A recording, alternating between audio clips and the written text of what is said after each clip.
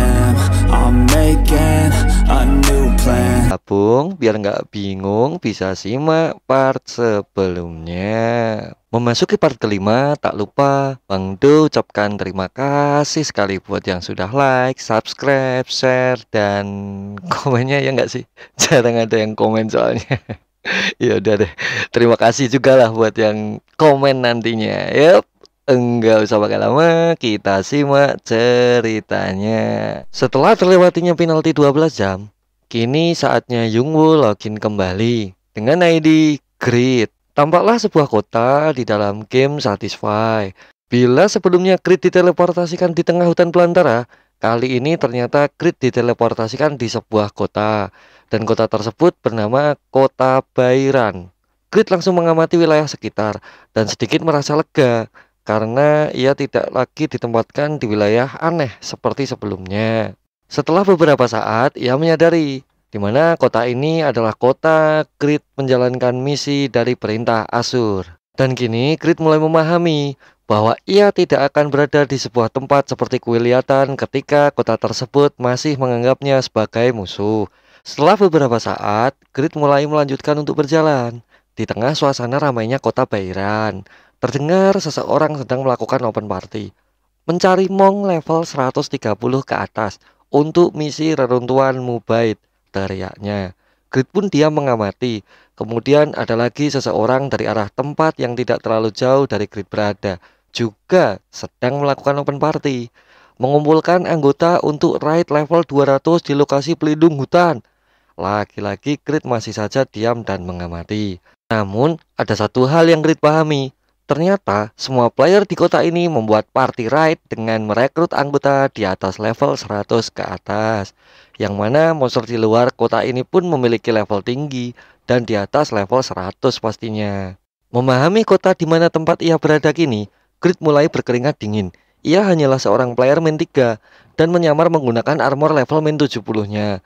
Dengan keadaan seperti ini, pastilah ia akan mati kelaparan karena tidak bisa keluar dengan adanya monster yang menunggunya di luar kota. Akhirnya, Grid memutuskan untuk berpindah ke kota yang lebih cocok dengan levelnya saat ini. Kemudian, ia mendekati arah diparkirnya kereta kuda.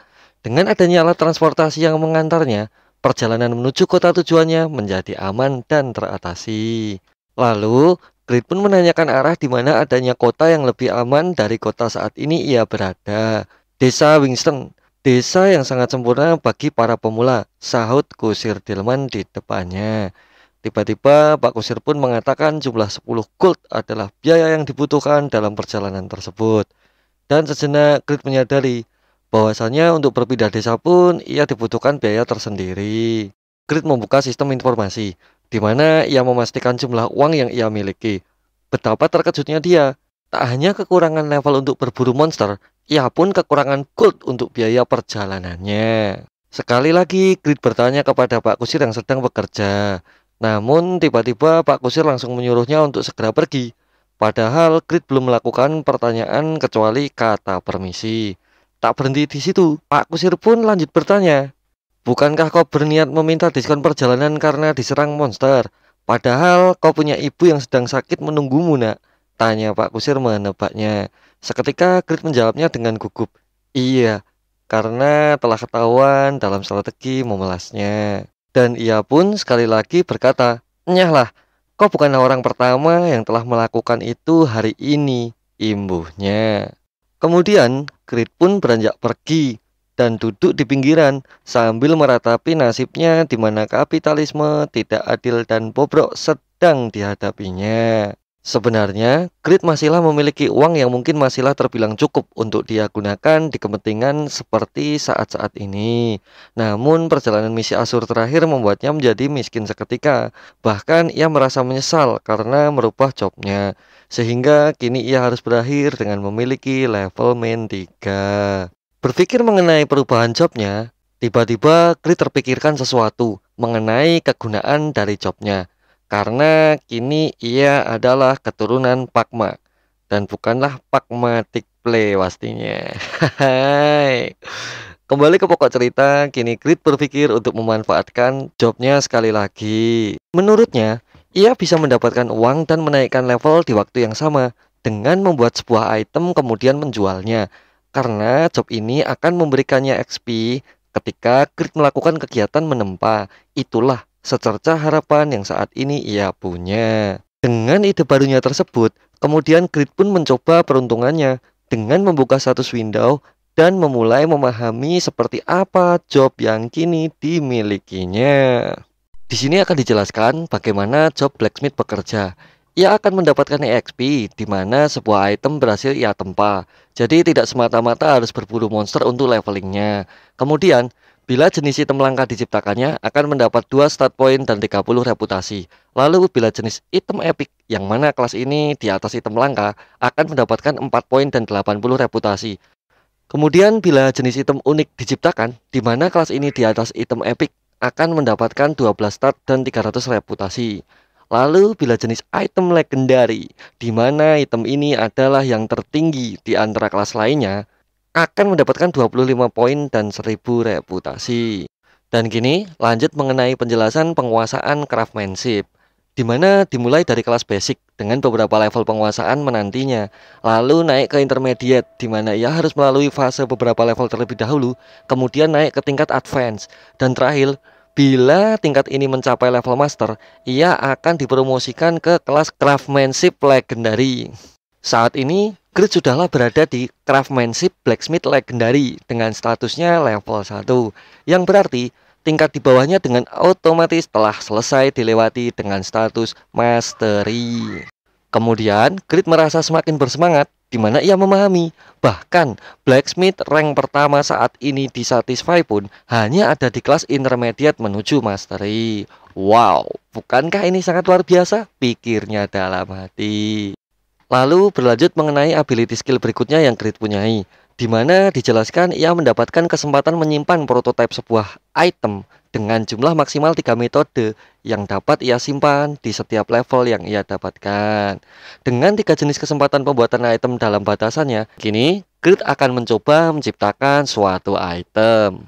Menurutnya, bila mengingat kelas epic saja bisa sehebat itu, bagaimana dengan kelasku yang legendary? Gumam Grid dalam hati. Semakin bersemangat dan tertariklah Grid dalam mempelajari job blacksmith legendary. Lalu tak selang beberapa lama, Grid langsunglah mencoba untuk membuatnya. Kemudian sistem memberinya informasi. Anda menggunakan skill legendary blacksmith creation. Item apa yang ingin Anda buat? Keterangan dari start window-nya. Tiba-tiba Grid menginginkan sebuah Grid Sword, di mana menurutnya Grid Sword akanlah lebih berguna untuknya saat ini dalam berburu dan menaikkan level. Kemudian sistem meminta bahan item apa yang akan Grid gunakan untuk membuat Grid Sword tersebut. Sejenak Grid pun berpikir untuk memberinya bahan yang kuat, dan satu bahan material langka yang terbesit di otaknya, ori halum biru. Sepertinya pilihan yang tepat dan cocok untuk pembuatan item kali ini menurut pikirannya. Silahkan memasukkan karakteristik senjata setelah Anda selesai dalam menggambar blueprintnya. Sejenak Grid heran, yang mana senjata Grid Sword haruslah digambar sendiri sesuai apa kemauannya. Melihat kesempatan unik ini, Grid langsung memikirkan model seperti apa senjata yang akan dibuatnya dengan mengharap menjadi senjata hebat nantinya. Setelah beberapa saat, ia memutuskan untuk membuat senjata yang besar, kuat sekaligus ringan, lalu terlihat sangatlah gelap, tapi juga bersinar, layaknya seekor hiu yang ganas. Kemudian kekuatan serangannya pun haruslah 10 juta dan akan menjatuhkan meteor dari langit di setiap serangannya, sehingga menembus pertahanan lawan dengan sekali serang saja. Dan semua itu adalah imajinasi Grid Sword impian yang Grid miliki saat ini. Tak lama kemudian, blueprint desain pedang pun selesai digambarnya. Meski tidak terlalu sesuai ekspektasi dan malah terlihat seperti ikan teri, namun kali ini Grid mengakui ini adalah pedang gabungan antara ikan hiu dan ikan teri yang mempesona. Sekali lagi dalam hati Grid berkata, luar biasa. Ya, bila kita mengingat ini adalah proses pembuatan pertamanya. Kemudian sistem mengatakan, auto kalibrasi dimulai, di mana beberapa revisi akan diterapkan berdasarkan material yang digunakan dan desain blueprint yang diciptakan. Grid masih saja keheranan karena adanya proses auto kalibrasi di sistemnya. Kemudian ia masihlah mengamati apa yang akan terjadi setelahnya. Auto kalibrasi dimulai, di mana sistem memperbaiki beberapa aspek pedangnya. Karena ekspektasi dari Grid yang mungkin terlalu gila, tiba-tiba muncul beberapa tulisan dan angka di samping blueprint pedangnya. Lalu seketika Grid terkejut. Ia masihlah bingung mengenai apa maksud dari tulisan dan angka yang sedang ia amati kali ini. Tak lama kemudian, autokalibrasi selesai. Tak berhenti di situ, seketika Grid memahami apapun yang berkaitan dengan semua informasi mengenai proses pembuatan pedangnya kali ini. Di tengah ia keheranan sekaligus kagum, ia merasakan sekali lagi kehebatan dari kelas job legendaris yang dimilikinya saat ini. Yang menurutnya, kehebatan dalam proses pembuatan pedang kali ini terasa seperti sebuah mimpi. Kemudian, stat informasi pun muncul, memberikan gambaran hasil akhir dari blueprint pedangnya yang telah selesai melalui proses kalibrasi. Dalam diam dan keheranan, Grid mulai menyadari sepak terjangnya kali ini di dunia blacksmith dalam meraih puncak satisfy segera dimulai. Tak lama berselang, Grid melanjutkan membaca stat seperti apa pedang buatannya kali ini.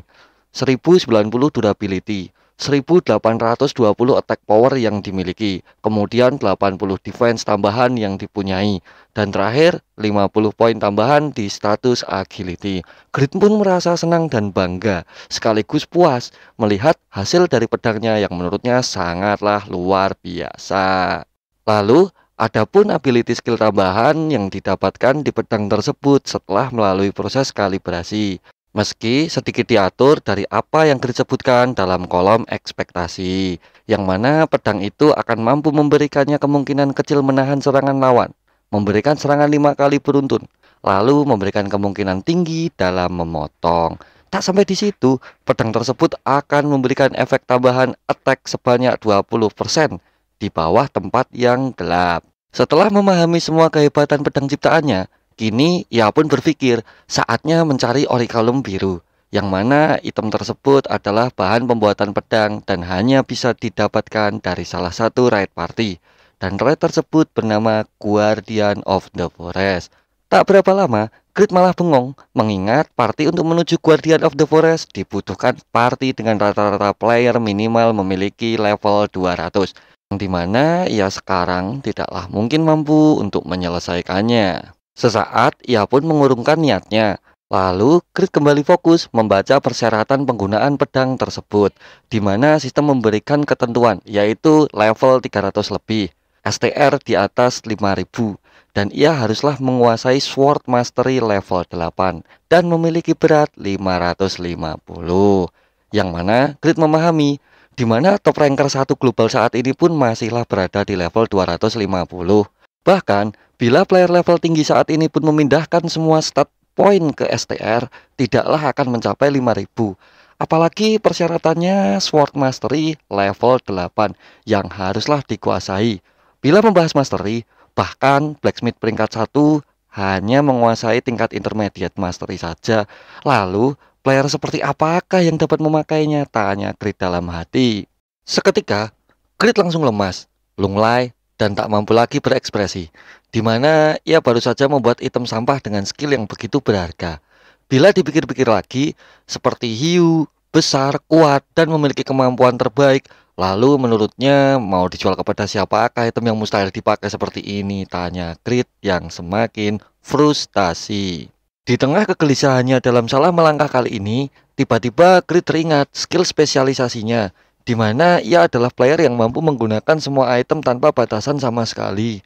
Memahami hal tersebut, sepertinya pedang ini tidak sepenuhnya menjadi sampah. Ia berpikir, bagaimana bila ia pakai saja sendiri, di mana selama ini pun ia selalu menggunakan item di atas levelnya. Meski ia sadar akan beberapa banyaknya penalti yang akan ia terima ketika menggunakan pedang tersebut. Namun, Gridsword ini pastilah tetap saja hebat, bahkan akan seperti item cheat nantinya. Grid pun berakhir dengan hanya berusaha mencobanya di kemudian hari. Sekarang ia hanya berpikir bagaimana ia harus masuk ke dalam sebuah party di mana Guardian of the Forest adalah tujuannya kali ini. Di mana yang hanya akan ia lakukan adalah masuk, ambil, lalu kemudian langsung pergi dalam hati dengan penuh percaya diri. Selepas itu, terlihat seorang user dengan rambut panjangnya sedang menatap ke arah Grid sambil berkata, "Apa? Kau? orang yang ingin bergabung dalam party. Tidak, aku menolaknya. Itulah yang dikatakan secara langsung kepada Grid dari salah satu anggota party yang ada di dalamnya. Karena sebelumnya Grid memanglah memintanya untuk dapat bergabung menuju Guardian of the Forest. Tak lama dari situ, orang tersebut kembali menjelaskan di mana party yang akan berangkat bersama mereka hanyalah untuk orang yang memiliki level di atas 190. Sedangkan ia menilai Grid hanyalah menggunakan gear item di level 60. Pastilah ia memahami berapa tinggi level Grid saat ini. Kemudian, untuk meyakinkan semua anggota party kali ini, Grid mengaku bila mana ia sebenarnya level 100 meski menggunakan gear 60 saat ini.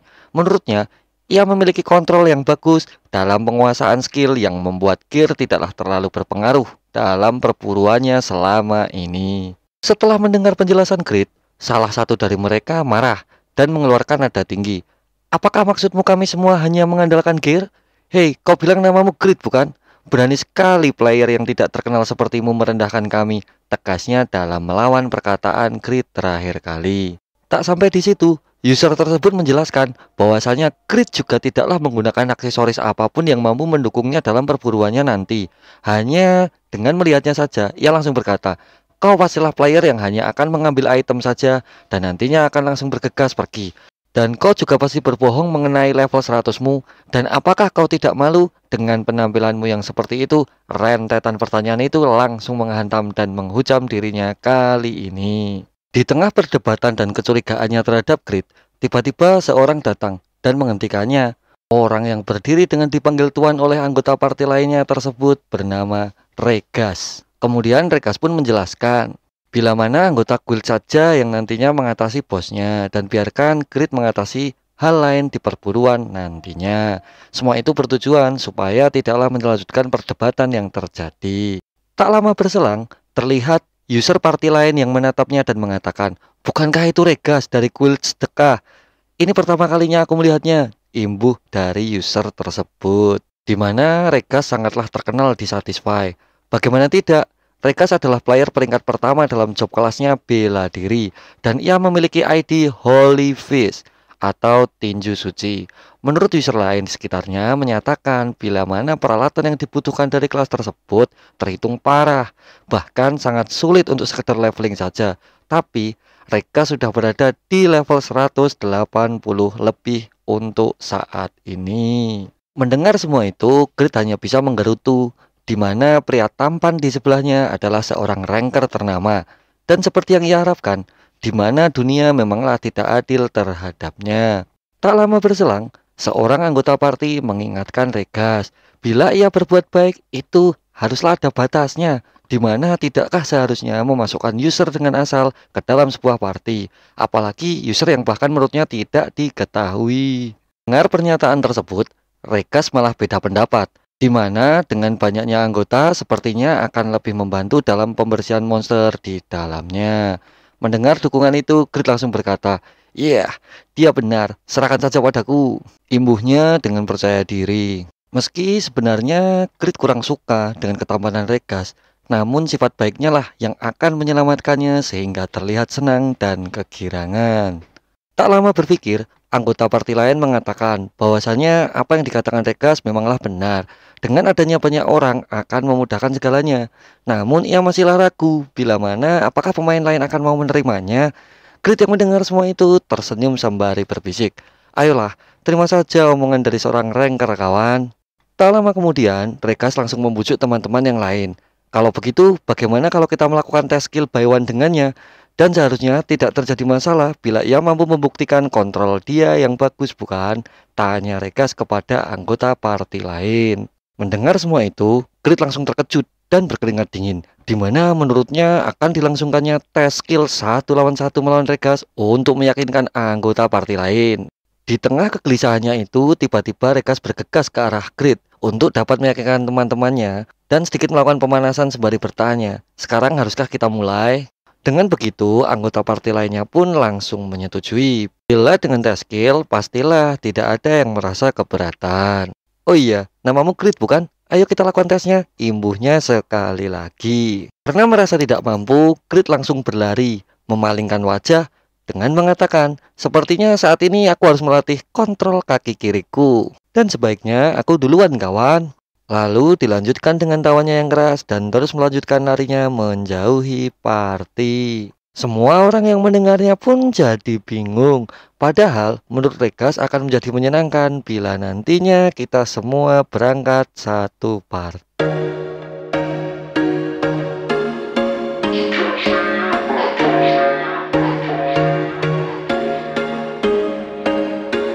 There was once a day that I would pray for you. I'd go and misbehave just so you'd notice too. Sneaking up. Tidak berjalan dengan sempurna. Kini ia hanya mencoba untuk mencari uang saja, yang kemudian uang tersebut akan ia gunakan dalam perjalanannya nanti menuju kota selanjutnya.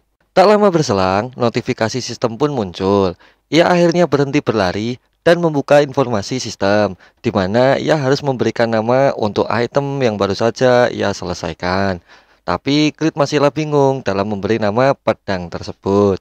Mengetahui hal itu, Grid menjadi sadar akan betapa pentingnya jumlah slot item yang terbatas, di mana ia harus menggunakan skill tersebut ketika ia benar-benar membutuhkan item khusus di kemudian hari.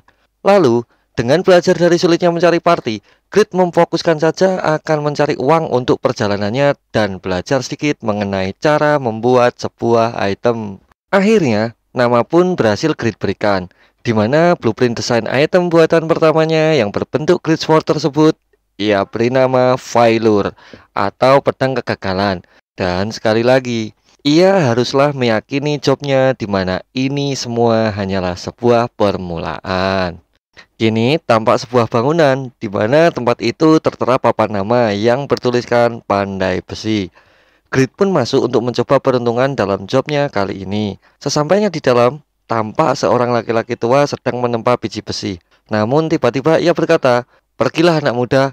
Grid yang baru saja masuk pun kebingungan. Namun tak lama berselang ia menjelaskan bahwa kedatangannya kali ini adalah dalam rangka menjual blueprint senjata.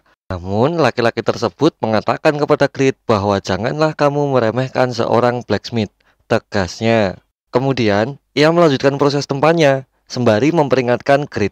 Menurutnya, pemuda zaman sekarang tidaklah mengetahui dasarnya dan hanya ingin mendapatkan uang darinya kemudian pergi. Grid yang benar-benar membutuhkan uang terus memohon supaya segera melakukan pemeriksaan mengenai blueprint yang akan dijualnya. Tapi blacksmith tersebut malah merasa Grid sedang merendahkannya. Tak lama dari situ, sang blacksmith kembali berkata, "Jangan pernah merendahkan orang lain ataupun barang-barangnya. Ingatlah, mereka semua sama." Dan pemuda saat ini tidaklah melakukan sesuatu dengan benar, jelas sang blacksmith kepada Grid. Mendengar semua itu, Grid masihlah tidak mengerti apa maksudnya ini. Dan Grid pun bingung untuk memahami kata-kata dari seorang blacksmith tersebut. Namun, hanya dua kata terakhir yang paling ia mengerti, yaitu pergilah dari sini. Dengan tubuh lemasnya, tak tahu harus bagaimana, Grid pun keluar. Blueprint pun tak terjual. Padahal ini adalah satu-satunya cara untuk mendapatkan uang dalam pembiayaan perjalanannya. Hingga akhirnya ia berpikir bahwa inilah akhir dari perjalanan kali ini. Mati kelaparan di kota menjadi satu-satunya opsi. Akhirnya Grid tak mampu lagi berpikir, hanya pasrah dan mengosongkan pikirannya di sekitar tempat blacksmith berada. Selang beberapa waktu, blacksmith itu pun keluar. Menurutnya, Grid sangatlah gigih, di mana ia gigih dalam menjual, dan sekarang kegigihannya membuat blacksmith tersebut tak mampu lagi mengusirnya. Ia pun masuk ke dalam. Setibanya di luar, ia sudah membawa sebuah kayu dan melemparkan kayu tersebut ke arah Grid. Kemudian ia berkata, "Janganlah mengganggu lingkungan di sini dengan menangis di tembokku. Pergilah, potongkan beberapa kayu bakar," perintahnya ke arah Grid.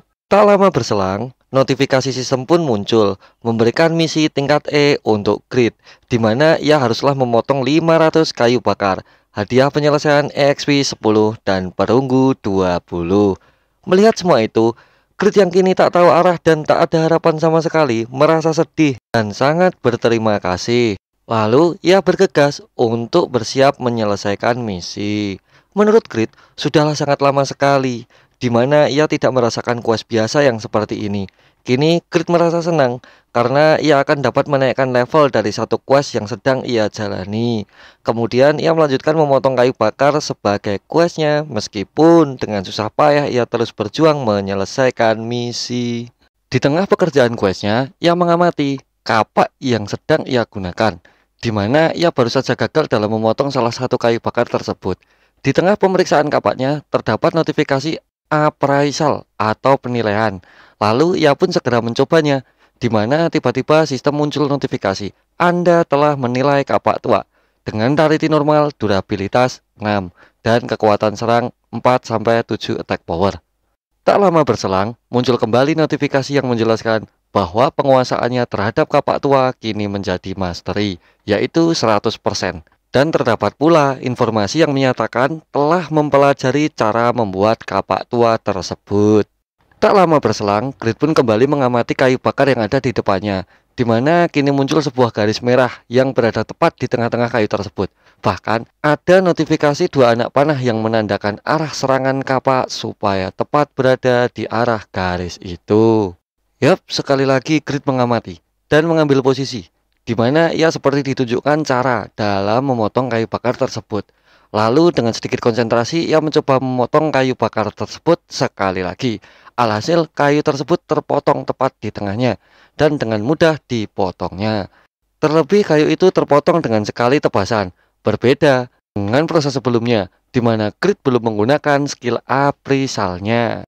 Ia pun merasa senang dengan skill pemahaman yang dimilikinya. Menurut Grid kali ini pun adalah skill pasif yang sangat luar biasa. Dengan muka berseri-seri dan perasaan puas, ia terus mendedikasikan dirinya dalam kuas memotong kayu bakar dengan semangat yang membara. Di tengah ia bekerja, Grid masihlah membayangkan betapa hebatnya skill appraisal bila nantinya ia gunakan di item legenda. Pastilah akan membuatnya segera menjadi kaya. Itulah semua imajinasi liar yang kini sedang menyelimutinya. Akhirnya, 2 jam pun berlalu. Tak sesemangat awal mula tadi. Terlihat Grid dengan keadaan kelelahan dalam perjalanan menyelesaikan misinya kali ini. Menurutnya, level main 3 benar-benar sangatlah menguras staminanya. Ia pun hampir tak mampu lagi untuk sekedar berdiri, apalagi melanjutkan misi. Namun, ia teringat akan pesan sang blacksmith, di mana ia harus selalu menghargai kesempatan dan harus gigih dalam menyelesaikan pekerjaannya. Lalu, dengan tubuh lelahnya, ia kembali berdiri. Dan Grid akan mencoba kembali berjuang hingga akhir, di mana staminanya akan ia habiskan hingga tak bersisa lagi. Itu adalah tekad sekaligus kegigihan yang sebenarnya selama ini hanya Grid punyai. Menurutnya, ia tidak akan pernah lagi menyerah. Dan ia pun tak bisa lagi menunda semuanya bila ia ingin sesegera mungkin berpindah dari kota ini. Grid masihlah akan bertahan sedikit lagi dan terus berjuang kembali. Walaupun semakin dipaksa semakin lelah terasa, namun Grid masihlah bertekad untuk mampu menyelesaikan misi kali ini. Di tengah kelelahan yang sedang menyelimuti, muncul sebuah notifikasi di mana ia mendapatkan skill pasif sekali lagi, yaitu skill persistence, di mana itu adalah skill buah dari kegigihannya selama ini. Dan Grid pun terkejut. Ia sejenak berhenti dari pekerjaannya. Kali ini ia mencoba membuka stat window yang kini ia punyai, di mana tampak skill barunya yang akan memberinya ketahanan stamina lebih dan memberinya efek tidak mudah lelah dalam batasan penggunaan peralatan yang sedang ia gunakan. Sekali lagi Grid berpikir, inikah kehebatan dari kelas legendari? Tak berhenti di situ. Tiba-tiba saja tenaganya terkumpul kembali. Kapak yang terasa berat sebelumnya menjadi ringan lagi. Seakan semua rasa lelah yang selama ini menyelimuti tak lagi ia rasakan kembali. Dengan perasaan lelah yang terobati, ia menjadi bersemangat untuk sesegera mungkin menyelesaikan misi. Lalu ia pun terus berlanjut dan fokus tak menghiraukan waktu lagi. Selang beberapa waktu berlalu, tampak workshop blacksmith masih sepi seperti pertama kedatangannya kemari. Namun kayu bakar yang ada di belakang semua tampak telah tersusun rapi, di mana Grid dengan semangat dan kerja kerasnya berhasil menyelesaikan misi. Tampak ia sangat kelelahan dan sejenak duduk di tumpukan kayu sembari mengembalikan energi. Tak lama berselang, Tuan Smith datang mengunjungi. Ia pun sontak kaget dan keheranan, di mana Grid telah berhasil memotong 1000 kayu hanya dalam waktu kurang lebih 6 jam saja. Dalam keadaannya kelelahan, Grid masihlah bercanda mengatakan ini adalah pekerjaan yang mudah menurutnya. Dan kini, dia dengan bangga memperkenalkan diri mengenai kelasnya kepada Tuan Smith, bahwa ia pun juga seorang blacksmith. Namun, bukannya terkejut, ia malah menganggap Grid bercanda. Bagaimana dengan tubuh lemah seperti itu bisa menjadi seorang blacksmith? Jelasnya. Tak lama kemudian, Tuan Smith pun menghampiri Grid, di mana ia kembali membawakan sebuah misi tingkat E sekali lagi, yaitu tambang biji besi, hadiah penyelesaian 55 EXP, dan afinitas blacksmith 50 stats point. Menurutnya, ia akan percaya bila mana job Grid adalah blacksmith bila ia berhasil menyelesaikan misinya kali ini. Setelah melihat hadiah EXP dari quest kali ini, Grid dengan semangat langsung menyetujui, di mana dengan 55 XP akan membawanya menuju level 0 sekali lagi. Meski tubuhnya sudah kelelahan dan hampir tak mampu digerakkannya lagi. Tanpa sedikit pun beristirahat, kini sampailah ia di lokasi tambang biji besi. Terlihat para pekerja sedang menambang dengan fokus dan bekerja dengan hati-hati. Namun ternyata Grid berjalan selama 3 jam menuju tambang. Dengan waktu perjalanan normal seharusnya memakan waktu 30 menit saja. Ini semua karena level minusnya dan kelengkapan armor yang dipakainya, yang mana membuat pergerakannya menjadi sangat lambat dalam perjalanannya kali ini. Sebenarnya, Grid juga sangatlah ingin melepasnya, namun ia akan mencoba bertahan sedikit lagi. Tak lama berselang, ia pun bertanya kepada salah satu pekerja, di mana kedatangannya adalah menambang biji besi untuk Tuan Smith. Pekerja itu hanya meliriknya saja. Lantas ia memberitahukan kawan-kawannya bahwa Smith menyuruhnya kemari untuk menambang biji besi. Orang yang mendengar itu seakan meremehkan Grid karena tubuhnya yang kurus kecil, dan menurut mereka ia hanya akan datang untuk menghalangi. Lalu ia pun menjelaskan bahwa semua sedang sibuk, jadi pendatang baru tidak bisa untuk diurusi. Tiba-tiba salah seorang pekerja menyuruh Grid supaya segera pergi menuju salah satu lokasi agar ia mampu meniru apa yang harus dilakukan ketika dirinya menambang biji besi. Sekali lagi pekerja itu menggerutu karena Smith menyuruh seseorang di mana pekerjaan sedang penuh. Namun ia malah menyuruh orang lain lagi datang, bahkan memintanya untuk diajari. Pastilah ia akan mengajukan komplainnya di waktu nanti. Tak lama kemudian, suara tambang pun mulai terdengar, di mana arah datang dari pojok sisi lokasi, yang mana Grid sedang berusaha menyelesaikan misi menambang biji besi. Semua tampak heran melihat cara menambang Grid, di mana semua itu seakan mudah dan membuat biji besi bermentalan ke sana kemari. Sekali lagi, semua pekerja dibuat terkejut olehnya, karena Grid bekerja tambang masihlah menggunakan set armornya. Sebenarnya, bagi Grid, ini adalah sisa-sisa akhir dari tenaga dan stamina yang ia miliki. Namun mengingat pesan dari Tuan Smith untuk tidak pernah menyerah dan selalu gigih dalam menyelesaikan masalah, memberikannya kekuatan yang tak mudah terhenti. Tak terasa suasana malam pun tiba. Tampak suara Grid menambang masihlah terdengar, di mana ia bertekad sekali lagi akan menyelesaikan misinya kali ini. Di tengah pekerjaannya, kini para pekerja mulai memberinya apresiasi dan mengakui kekuatan Grid dalam menyelesaikan pekerjaan tambangnya dengan luar biasa. Seseorang lagi akan meminta maaf nantinya karena telah menilai sesuatu hanya dari penampilannya saja. Tak berhenti di situ, Grid dinilai spesial dengan menyelesaikan pekerjaan menambang meski ini adalah untuk pertama kalinya. Kini tampaklah Grid berhenti menambang, di mana misinya telah terselesaikan dengan mengumpulkan 170 biji besi di tangannya. Tak lama berselang, Grid pun tertawa dan ia berteriak dengan sekuat tenaga. Menurutnya, sebenarnya kali ini banyak sekali hikmah dari perjalanannya, seperti tidak menyia-nyiakan kesempatan, menghargai apa yang ada di depannya, dan tidak mudah menyerah dalam menjalani semuanya. Kini, ia benar-benar menyadari di mana kegigihan adalah senjata utamanya. Yup, sampai di sini dulu guys alur cerita Overgear di part kelima. Bila kalian tertarik, bisa simak cerita selanjutnya. Dan ciao. Think I'll make it out, 'cause it's you and only